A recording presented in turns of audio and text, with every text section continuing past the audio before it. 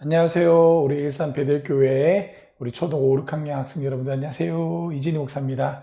자, 오늘은 목사님하고 만화 성경론 7번째 시간인가요? 네.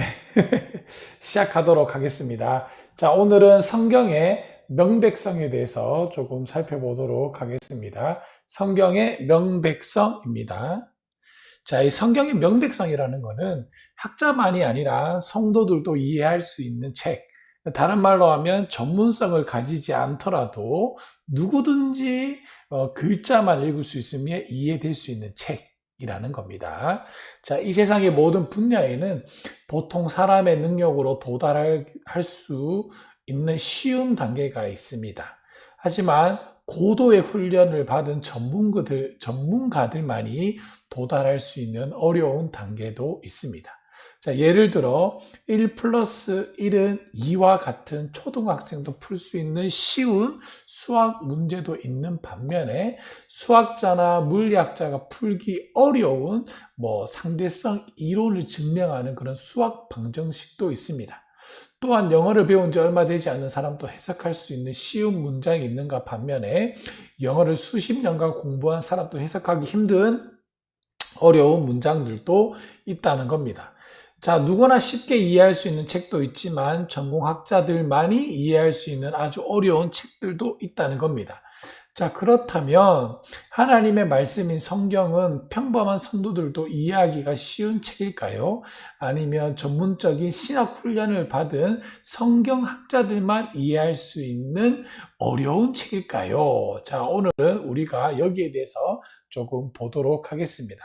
만일 성경 전문적인 학자들만 이해할 수 있는 아주 어려운 책이다 이렇게 한다면 매일 성경을 읽고 해석하고 적용하기가 매우 어려울 것입니다. 성경을 전문학자들만 이해할 수 있다면 성경학자들만 위한 책이지 일반 성도들에게는 건너기 힘든 강가도 같은 책일 거라는 겁니다. 자, 종교개혁자들은 성경의 명확성을 주장했는데요. 자, 성경의 명확성이란 거듭난 기독교인이라면 누구든지 성령님의 도우심을 통해 성경에 기록된 하나님에 대해 믿고 순종하는데 이해하도록 쉽도록 기록되었다는 겁니다.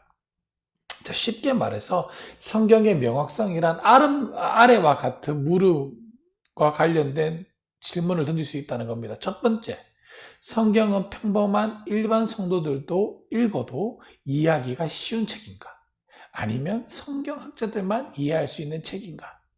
자, 이 종교개혁 당시 로마 카톨릭은 성경의 모호성을 주장했는데요.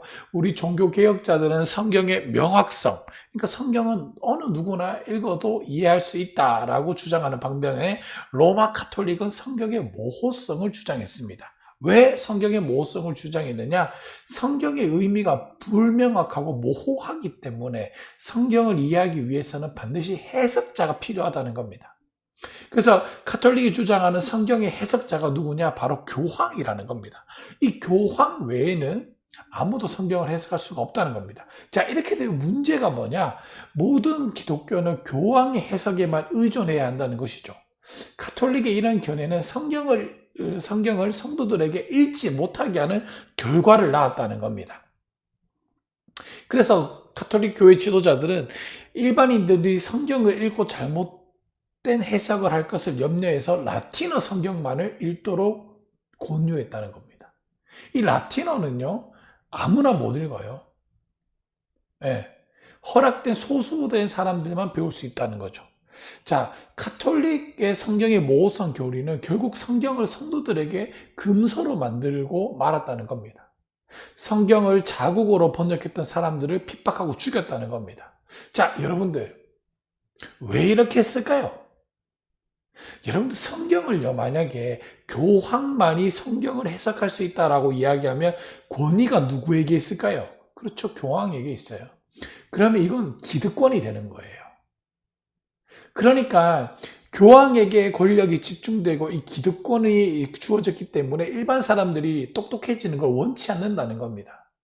자, 여러분들 이거 조금 생각해 보아야 되는데 어쨌든 우리 개혁신학은 뭐라고 얘기했냐면 모든 사람이 성경을 다 읽을 수 있다. 명확하다라고 이야기하며 종교개혁자들은. 자, 근데, 어쨌든 제가 나중에 이야기해 줄게요. 종교개혁자들은 가톨릭의 성경 모호성 교리에 대항하여 성경의 명확성 교리를 주장하게 됐습니다. 솔라 스크립툴라, 오직 성경.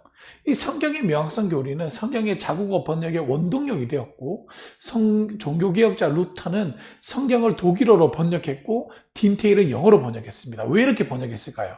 자, 성경이 세계 각국어로 다 번역이 돼요. 왜? 누구나도 읽기 쉽고 누구나도 읽어서 하나님의 뜻을 알도록 하는 게 우리 종교개혁자들의 목표였다는 겁니다. 자, 이처럼 수많은 사람들이 모국어로 성경을 번역한 것은 성경의 명확성에 대한 확신이 있었기 때문에 그렇습니다. 자, 그렇다면 성경이 명확하다는 말은 구체적으로 무엇을 의미하는 걸까요? 첫째, 성경이 명확하다는 것은 성경의 모든 부분이 똑같이 명확하다는 것을 말하는 것은 아니에요.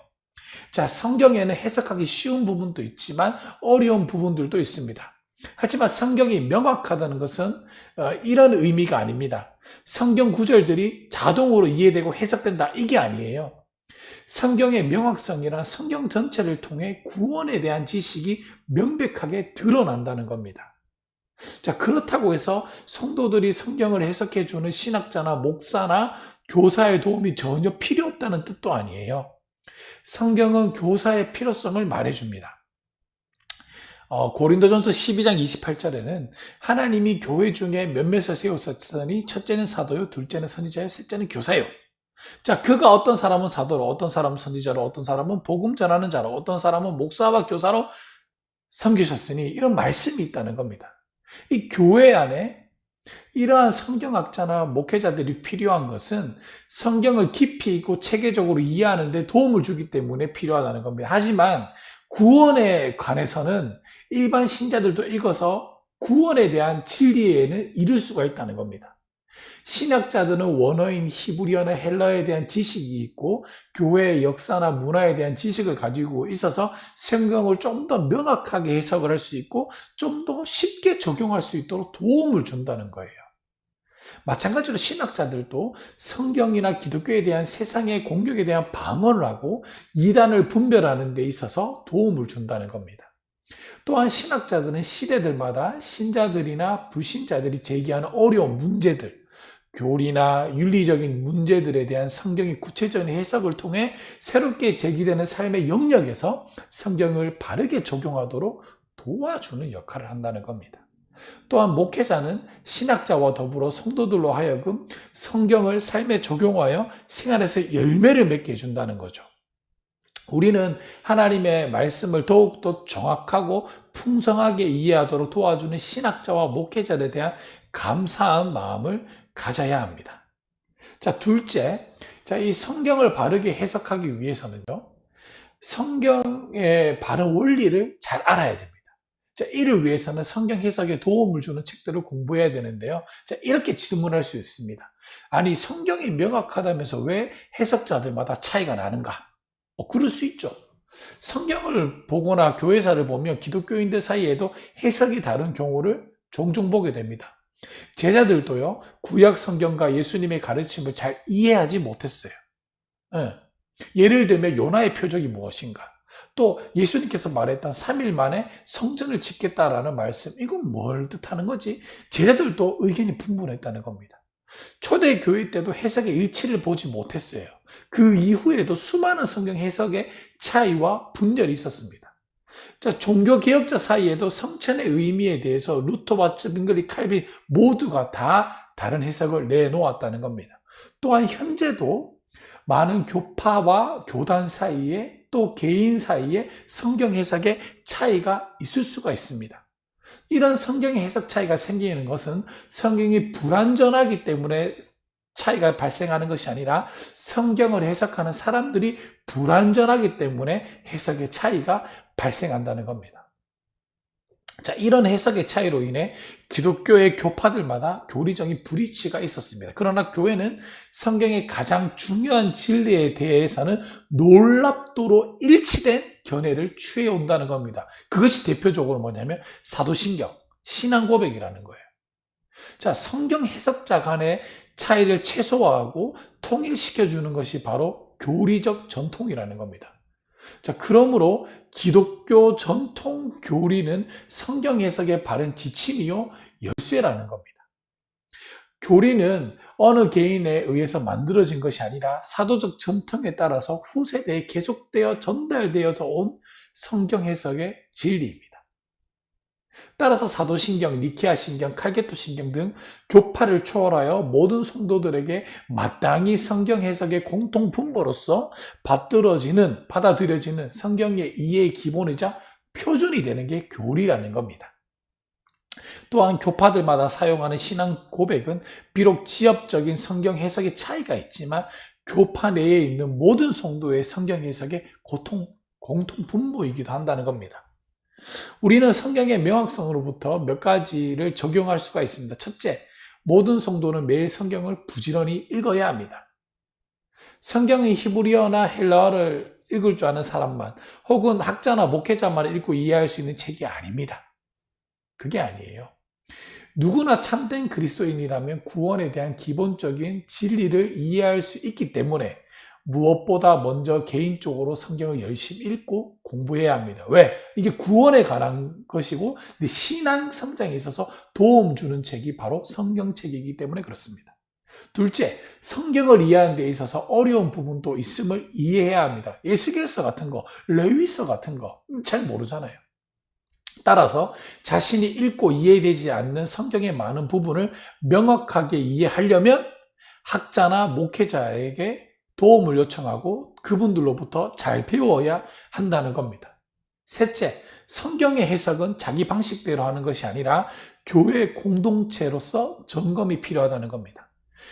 나의 성경 해석이 바른지 그른지는 항상 내가 출석하고 있는 교회 공동체에 의해 점검받을 필요가 있다는 겁니다.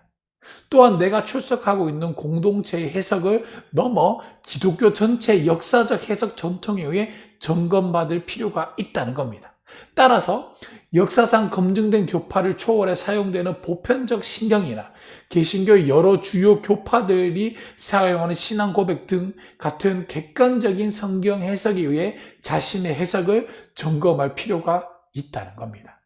자, 우리 사랑하는 여러분들, 제가 아까 전에 해주고 싶었던 이유 중에 좀 돌이켜보자면 이런 것이 있어요. 카톨릭은 성경의 권위성을 누구에게 두냐면 교황에게 둡니다. 왜 교황에게 두냐면 교황만이 성경을 해석할 수 있다고 이야기하고 있기 때문에 그래요.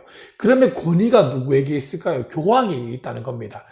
왜냐? 성경이 최고의 권위지만 이 권위를 해석할 수 있는 게 누구에게 있어요? 교황에게 있기 때문에 교황이 성경 위에 있다는 겁니다. 그래서 문제가 되는 거예요. 하지만 우리 개혁신학은 뭐라고 얘기하냐면 모든 사람이 성경을 읽고 구원에 대한 보편적인 진리는 모두가 다 이해할 수 있다고 얘기합니다. 그리고 우리는 가장 중요한 거, 성경이 성경을 해석한다는 겁니다. 그래서 목사님 설교할 때 가만히 보면 예를 들어서 고린도전서를 해석하는데 사도행전이나 마가복음이나 누가복음 이런 걸 가지고 오잖아요. 성경이 성경을 해석하는 거예요. 서로 교차 해석을 하는 겁니다. 어긋나지 않아요. 물론 목회자들이 신학적으로 조금 다를 수도 있어요. 그렇지만 이 다른 것은 또 수정하면 됩니다. 자, 문제는 여러분들 이거예요. 로마 카톨릭이 사도에게 이렇게 교황만이 할 수 있다라고 얘기하니까 그릇된 잘못된 길로 빠지게 된다는 겁니다. 그래서 연옥설이나 림보설 같은 게 이렇게 나오는 거예요. 우리 사랑하는 베델교회 5, 6학년 학생 여러분들 또는 이 영상을 보고 있는 많은 분들, 성경의 면백성이라는 건 모두가 다 읽을 수 있는 서적이라는 거고요. 이걸 읽었을 때에 믿음이 있는 사람, 구원의 확신을 받은 사람은 이걸 통해서 성령을 통해서 정확하게 해석할 수가 있다는 겁니다. 물론 어려울 수도 있습니다.